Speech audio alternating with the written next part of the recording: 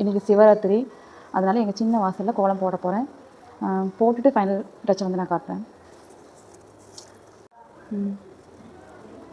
Simple கோலம் தான் போடுறேன். மற்ற நாள் வந்து ஃபோனை பார்த்து ரொம்ப டிசைனாக அழகாக போடுவேன். சின்ன வயசுல தான் எனக்கு கோலம் போட ரொம்ப பிடிக்கும். ஆனால் அதுக்கு ஏற்ற பெரிய வசதி வந்து கிடைக்கல. நான் ரொம்ப டிசைனர்லாம் கிடையாது, ஆனால் ஓரளவுக்கு வந்து ரங்கோலி போடுவேன்.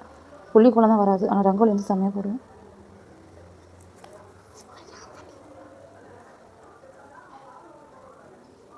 ஃபைனலாக முடிச்சுட்டு காட்டுறேன்.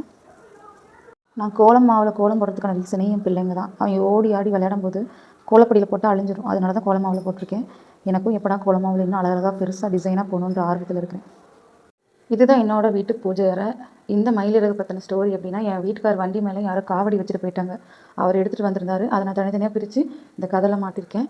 இந்த 2 பெரிய மயிலிறகும் இன்றைக்கி காலையில் என் வீட்டுக்காருக்கு ஒரு காட்டில் கிடச்சின்னு எடுத்துகிட்டு வந்திருந்தார். அப்படியே வந்தீங்கன்னா, நான் இருந்த பழைய வீட்டில் இவ்வளோ பெரிய ரூமே கிடையாது. ஆனால் இவ்வளோ பெரிய சாமி ரூம் கிடச்சவொடனே இவ்வளோ ஃபோட்டோ எங்கேருந்து வந்ததுன்னு எனக்கே தெரியல. நான் நிறைய பேர் மேக்ஸிமம் நான் வாங்கின ஃபோட்டோன்னு பார்த்தீங்கன்னா கம்மி தான். யார் கையிலேருந்து கொடுத்ததோ அப்படின்ற மாதிரி இருக்கிறது தான் நிறையா இருக்கும்.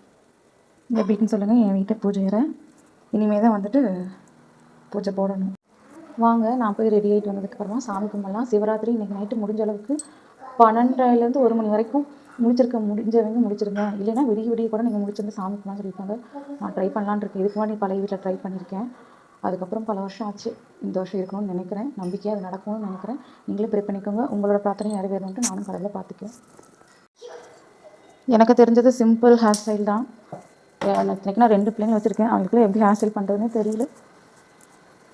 எனக்கே ஒழுங்காக ஹேர் ஸ்டைல் வராது. என் பிள்ளைங்களுக்கு ஹேர் ஸ்டைல் பண்ணுங்கிறத நினைக்கும்போது எனக்கு கொஞ்சம் ஒரு பக்கம் சிரிப்பாக தான் இருக்குது. இப்போ இந்த கிளிப் தான் போட போகிறேன்.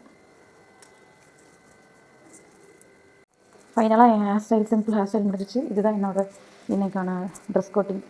நல்லா இருக்குங்களா? என்ன தான் குண்டாக இருக்கிறவங்களா இருந்தாலும் ஷார்ட்டாக போட்டு இந்த மாதிரி அம்பர்லா பேண்ட்டா இந்த மாதிரி பட்டியலாக்கும் உங்களுக்கு கம்ஃபர்டபுள் வந்துட்டு கரெக்டாகவும் இருக்கும்.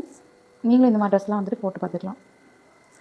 ஃபைனலாக நம்ம ரெடி ஆகிட்டா வெளியே போய்க்கலாம். இல்லைன்னா வீட்டில் கூட சாமி கும்பிட்டுக்கலாம். வீட்டில் எப்படி நைட்டியோடு இருக்கிறதுக்கு இந்த மாதிரி காஸ்ட்யூம் போட்டு நம்மளே வந்துட்டு கான்ஃபிடென்ட்டாகவும் நல்ல ஒரு ட்ரெஸ் போட்டிருக்கிற ஒரு தன்மையும் பார்க்கும்போது நமக்கே வந்துட்டு இதுவும் நல்லா தான் இருக்குது. இப்போ பார்த்தாலும் அழுக்கு நைட்டியே போட்டுருக்கிறதுக்குன்னு ஒரு ஃபீலிங்ஸில் சூப்பராக இருக்கும். பாய்.